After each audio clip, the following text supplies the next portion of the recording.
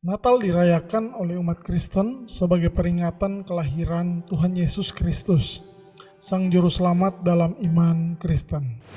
Pesannya terfokus pada inkarnasi Allah dalam wujud manusia yang merupakan inti dari teologi kekristenan dan berbeda dari kepercayaan pagan manapun. Polemik perayaan Natal merupakan paganisme mulai memanas setelah seorang teolog Protestan Jerman yang bernama Paul Ernst Jablonski pada abad ke-18 menyatakan bahwa perayaan Natal merupakan perayaan kafir. Tuduhan Jablonski berangkat dari penetapan Natal Kaisar Konstantin pada tanggal 25 Desember. Ini mendapat perhatian orang banyak karena Jablonski adalah seorang teolog Kristen. Bila non-Kristen yang memunculkan kembali polemik ini, kemungkinan dampaknya tidak sebesar tuduhan Jablonski. Kali ini kami akan mengeksplorasi lebih jauh mengenai topik utama dalam penelitian ini, polemik Natal 25 Desember, sekaligus dengan menunjukkan bukti-bukti historis dari masa lampau dan berbagai hasil penelitian yang sudah pernah dilakukan sebelumnya.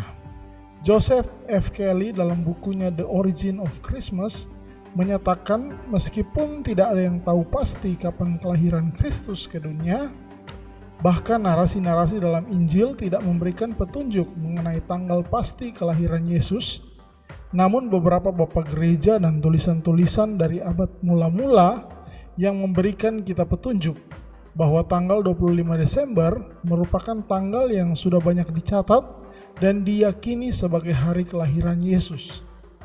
Di samping banyak perdebatan dengan tradisi-tradisi pagan yang mengitari kekristenan pada waktu itu. Kali ini kita akan melihat beberapa fakta historis tentang Natal, sekaligus membantah tuduhan yang tidak benar tentang kelahiran Kristus yang disamakan dengan paganisme. Ayo kita belajar bersama di Ayo Cari Tahu.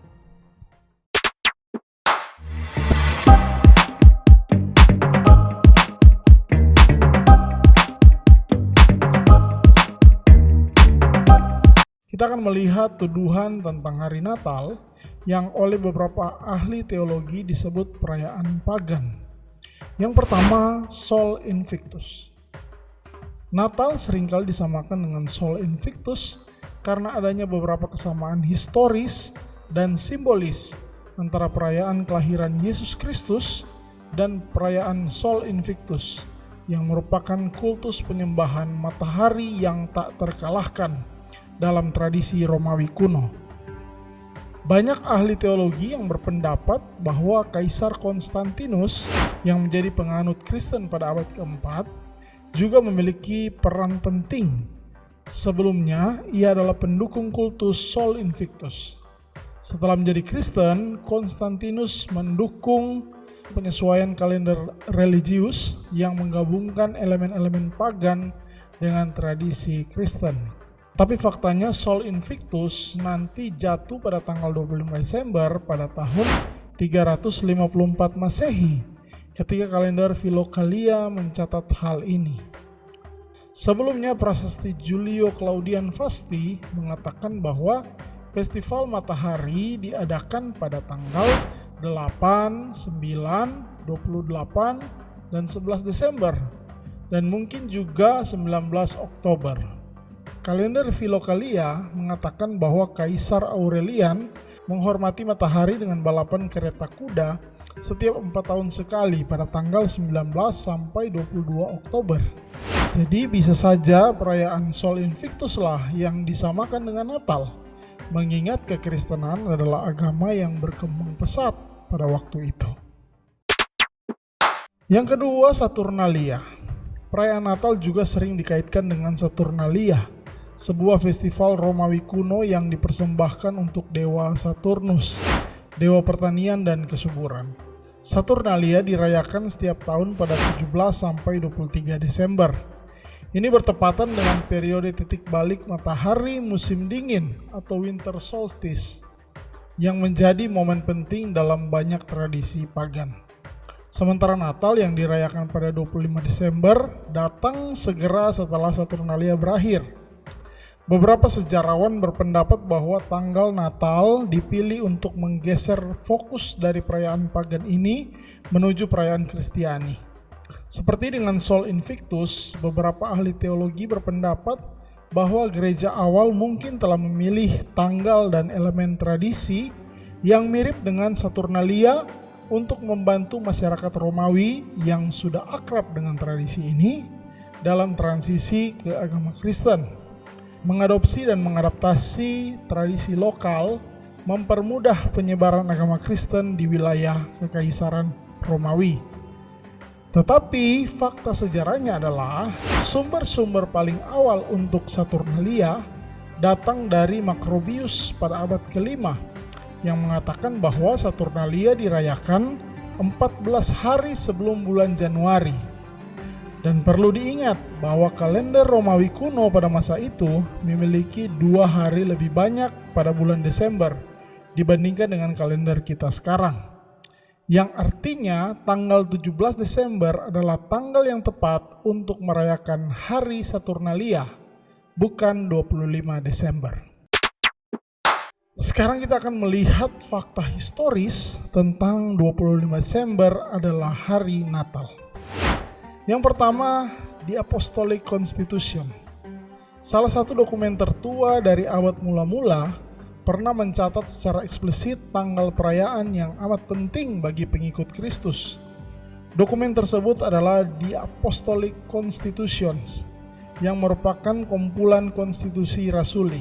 Ada berbagai konstitusi yang dibagi dalam beberapa bagian atau buku. Bahan-bahan tersebut berasal dari berbagai sumber yang berbeda-beda usianya. Kompilasi Apostolic Constitution ini disusun sejak tahun 70 sampai dengan 250 Masehi.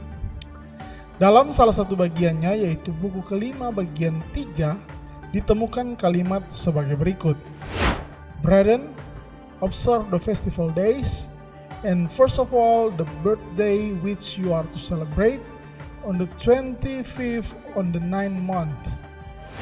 Sebagaimana tradisi kalender, maka tanggal 25 bulan ke-9 dihitung dari bulan Nisan adalah Kislev dalam kalender Ibrani. Dan apabila dikonversi ke kalender Romawi, maka tanggal 25 bulan ke-9 adalah 25 Desember.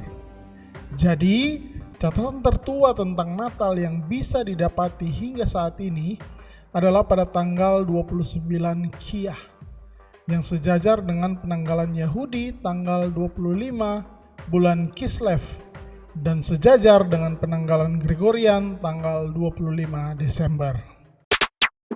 Yang kedua, Didaskalia Apostolorum.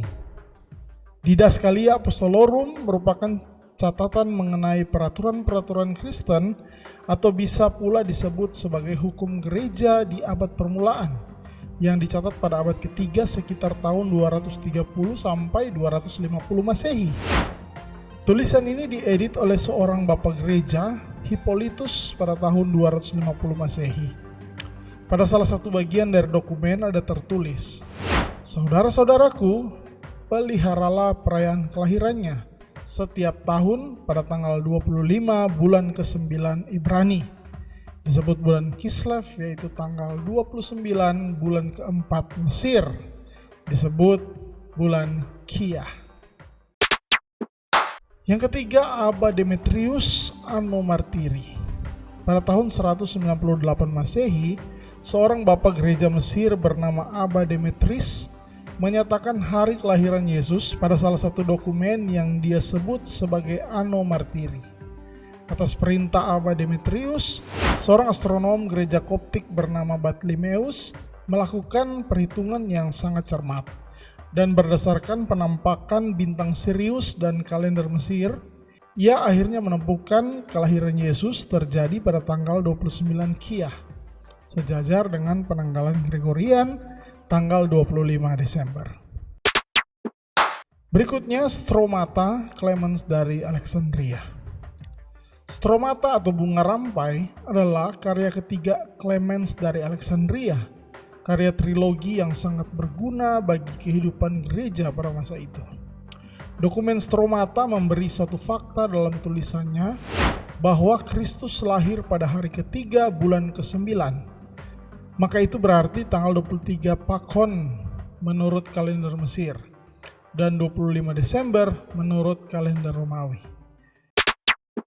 Berikutnya kronograf. Kronograf adalah tulisan-tulisan yang sudah berusia 1600 tahun, berisi tentang peristiwa serta kalender Romawi kuno. Di dalamnya juga berisi informasi-informasi yang menakjubkan, karena menampilkan peta kota, gambar-gambar kota, data pemakaman Bapak Gereja bersama martir, serta tafsiran-tafsiran bagian-bagian kitab suci.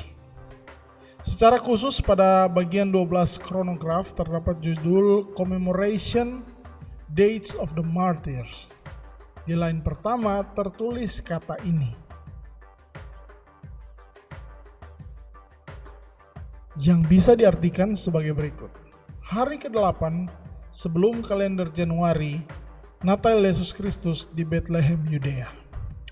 Berdasarkan dokumen ini kita bisa tahu bahwa Natal 25 Desember sudah lumrah dikenal oleh orang pada zaman itu. Berikutnya Vesta Christianorum. Menurut Rudolfo Hospiniano dalam bukunya Vesta Christianorum, ia mengutip catatan dari Theophilus dari Kaisarea. Theophilus adalah salah satu bapak gereja di mana catatan Theophilus menjadi salah satu catatan tertua tentang perayaan Natal setelah di Apostolic Constitution. Theophilus mencatat bahwa gereja harus merayakan perayaan Natal pada tanggal 25 Desember. Dan yang terakhir Adverus Heresi. Irenaeus dalam bukunya Adverus Heresi atau melawan para bidat menuliskan bahwa pembuahan bayi Yesus atau Annunciation terjadi karena ketaatan perawan Maria. Ikatan ketidaktaatan Hawa dilepaskan oleh ketaatan Maria.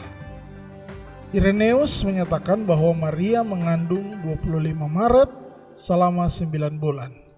Dengan demikian, Yesus lahir pada tanggal 25 Desember.